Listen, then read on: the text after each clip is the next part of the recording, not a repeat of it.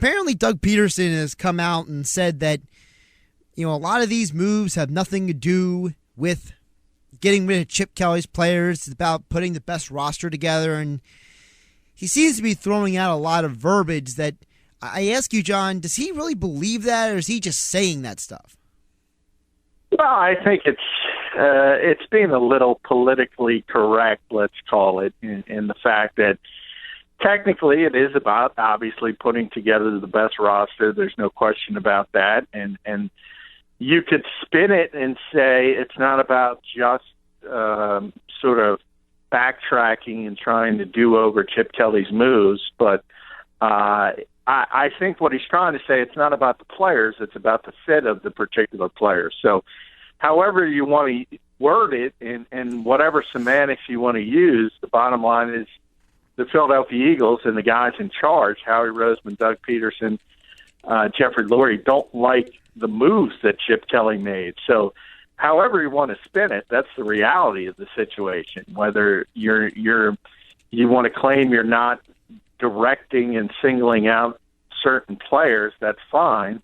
But we all understand you didn't like what Chip Kelly was doing last year. How much of it also has to do with Doug Peterson is trying to maybe shift attention away from, because let's be realistic, John, we've probably talked more, whether it's the media or the fan base and everything, we have talked more about Chip Kelly than almost any previous Eagles head coach. So maybe is Doug Peterson also trying to say, listen, forget about Chip. Let's talk about what we're doing now. Well, I think that's part of it also, because they do want to move past that and point that this is a different, obviously, direction, a different group in charge, and it's time to move forward. You don't want to keep looking in the rearview mirror. So that's certainly part of it. He's no longer part of this organization. I think, Wednesday he's scheduled to speak at the NFL meetings in Florida, and you're going to see all the Philly writers that are down there sort of finally get to asking questions. So I think you'll see one more spike of what happens, and then once that's finally done, we can start to move forward and start looking at this organization for what it is now, and that's Chip Kelly-less. So it's really no use of constantly bringing it up. Hindsight's 20/20, Josh. So we understand. As a coach, you can say he did some nice things at times, especially offensively. But as a personnel general manager, somebody in charge of a roster, he didn't do a very good job, and that's just the reality of the situation.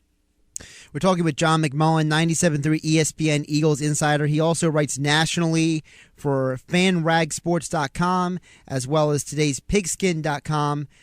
John, I want to transition to the NFL as a whole because there's a couple stories that are out there that are kind of interesting. So the one that came out, apparently Robert Kraft wrote a letter to Roger Goodell. Basically, you could say he was begging, he was groveling, whatever you want to call it. He wanted that draft pick back, and apparently the NFL said that that's a good joke. No. Do you think that Robert Kraft was trying to bank in on the fact that Goodell pretty much might not have been NFL commissioner without his support?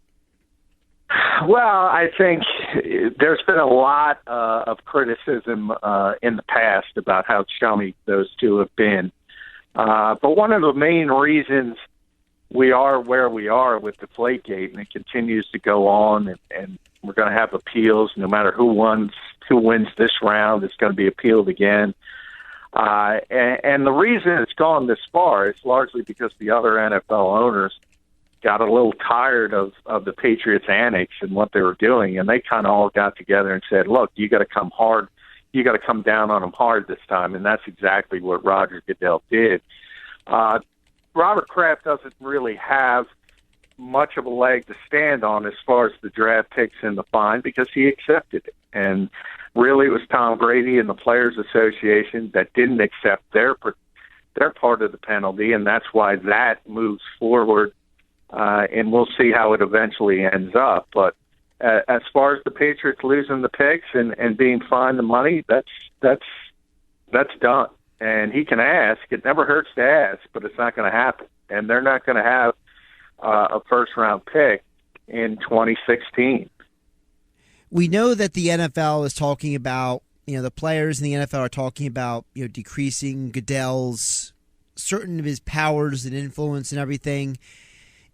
Looking down the road, and obviously a lot of this is conjecture, but I really wonder, how much longer is the NFL going to keep Goodell as commissioner? If maybe, 5, 10, 15 years down the road, the league owners are going to be like, listen, it was great having you, but we want to move on.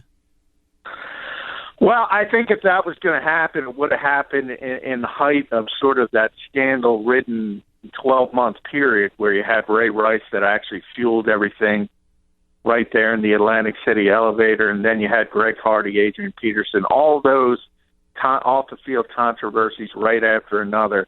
He survived that, and if he survived that, he's going to survive moving forward. So it's pretty clear that the owners as a whole like the job he has done for the league, and as far as an economic standpoint, you really can't criticize him. He's done a phenomenal job in that aspect of it. The issue is with the personal conduct situations and the fact that he's lost all credibility. And moving forward, the issue is that no matter what he rules in any personal conduct situation, automatically, because of that lack of credibility, one side is complaining. And that's what the NFL, I think, has realized. And they want to get that power, not get it, but they've kind of agreed behind the scenes with the NFLPA and said, look, we got to go in a different direction because at some point we can't have these controversies piling up on top of each other. So I think the eventuality is you're going to have neutral arbitration when it comes to suspensions for personal conduct. And in the end, really, if you think about it, Josh, Roger Goodell wins because he's still got the $30+ million a year job, and now he doesn't have to make the tough decisions when it comes to the penalties of egregious conduct off the field. So in a lot of ways, he's putting one over on us. And speaking of Goodell and putting one over us, we've heard some of the comments from Richard Sherman saying that Goodell is basically a suit. He doesn't really know anything about football. The NFL, in some of their rulings don't really understand the game. We know Richard Sherman has been outspoken before, but how much of his opinion is really reflective of what the players think, and how much of it is just like a certain segment of the players?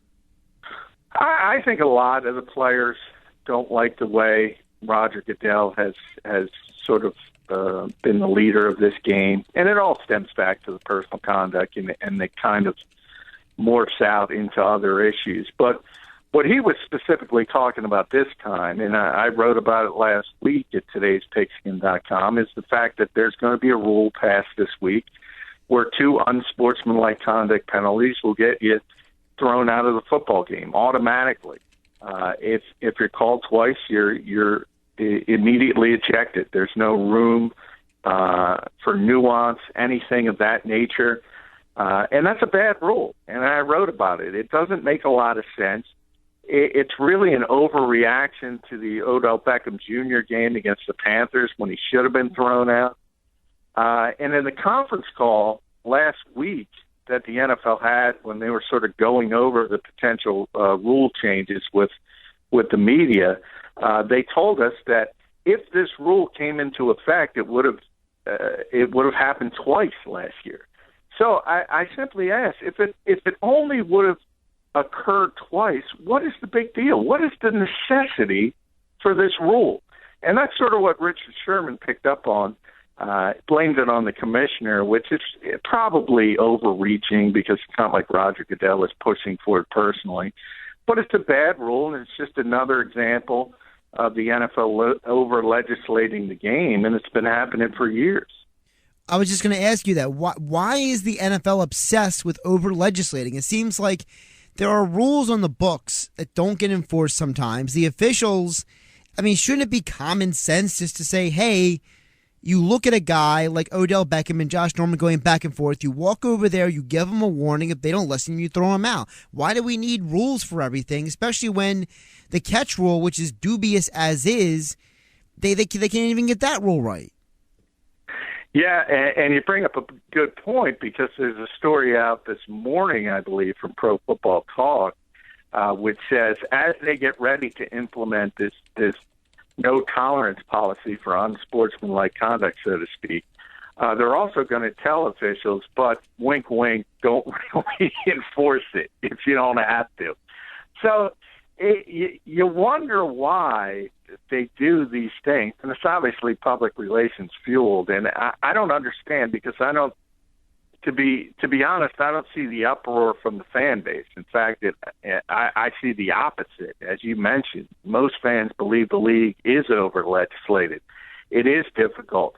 And it's interesting because as the NFL tries to branch out, remember, it's the most popular sport by far in the United States, but it doesn't travel very well around the world. And one of the reasons for that is because nobody outside of the U.S. can understand it.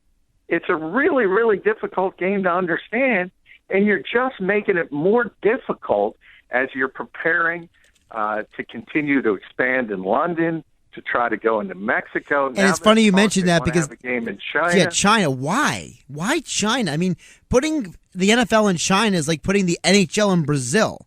There's no connection.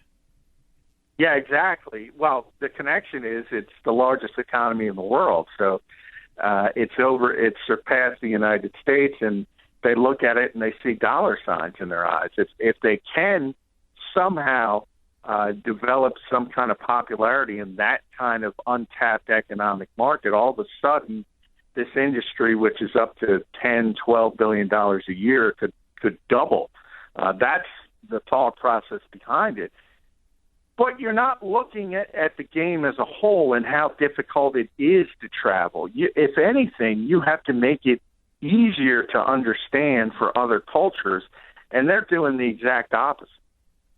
I mean, they tried remember the Japan experiment? They went there a couple times, and that didn't do very well either. I don't understand the fascination with a league that's making tens of billions of dollars that they have to go capitalize in a country that really the only two American sports that they have any familiarity with are basketball and baseball. Yeah, and if you think about it, really basketball is obviously the one sport that translates very well to a lot of countries around the world. And hockey is the other one, really more so than baseball, which is a kind of American sport to itself, but more North American, Central American, the entire hemisphere. The NFL is just the United States, though. It really is. And to a certain degree, Canada, obviously. But other than that, it's very difficult to understand. They tried it in Europe with the World League and then NFL Europa. It didn't work. They had the one game a year in London. They're trying to do it where they'll have a game each week. So sort of you'll have 16 different games in London, one each week. I think that's the eventual end game there, but that's a very westernized city. They kind of understand it. Going into other markets, though, is very, very difficult. And the major reason, the biggest difficulty, is the fact that the game is so difficult to understand. We're talking with John McMullen. You can follow him on Twitter at JFMcMullen. He writes for 97.3 ESPN.com as our Eagles insider. He also writes nationally for FanRagSports.com, along with today's Pigskin.com. John, I want to also ask you, looking at the NFL as a whole, we know free agency is pretty much winding down. The draft is kind of coming around the corner. It seems like this time of year, we had the feverish pitch with NFL free agency. Guys were getting signed left and right. And now it's kind of died down. We're starting to focus on the draft. But who are some of the guys that are still available as free agents that you think are still impact players that could maybe make a difference in 2016? Well, I don't know if there's any impact players left. It tends to go very, very quickly, and now we're about 2 weeks in. But there's still some guys who can contribute that haven't been signed. I wrote about it today at 973ESPN.com.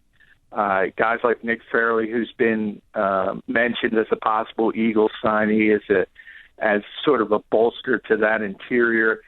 He's meeting, though, with the Patriots down at the NFL meeting, so I don't think that's going to happen. You look at Walter Thurman here.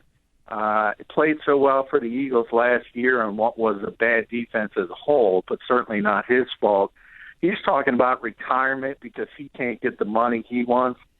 There's guys like Reggie Nelson, who safety in Cincinnati, led the NFL in interceptions, maybe one of the best coverage safeties in the NFL. He's not signed because he's going to be 33 in September.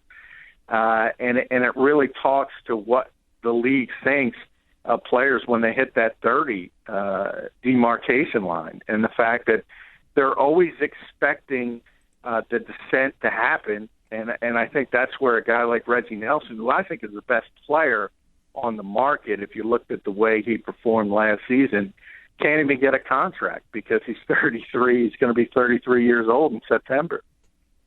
And speaking of the Eagles, we know they've looked at Nick Fairley, and we know they're trying to bolster the wide receiver core.